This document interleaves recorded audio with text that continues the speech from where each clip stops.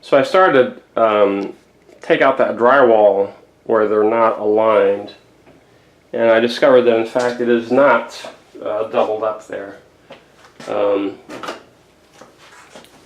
But for whatever reason, you can't tell this on the exterior wall. If you go on the other outside, the walls look like they're on the same plane, they're even, but for whatever reason, this on the left is off.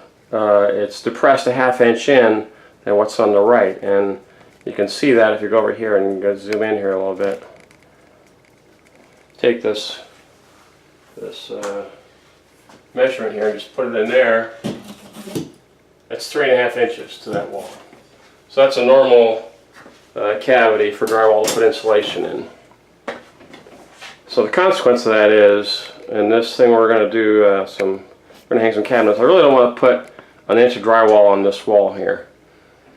So what that means is from that corner to there, I was going to try to run cabinetry probably to that outlet or even beyond there, closer to the door. I'm going to level the floor there. That floor slopes right now. Well, I'm going to leave all that drywall in place, that brown light beige drywall, and it's going to have this little jump here where on the left it's a ½ inch out more than on the right. So when we do the cabinets, they're going to be from this corner, and they're going to approach and stop somewhere near that seam, that vertical seam, and then I'll fill it in to make it match. Because I really don't want to put a full inch of drywall on that wall, and I'm not sure we need that. You know, if it matters that much of the cabinets, don't continue to the left another 2 or 3 feet. I would have had to take out that outlet there and done something with it.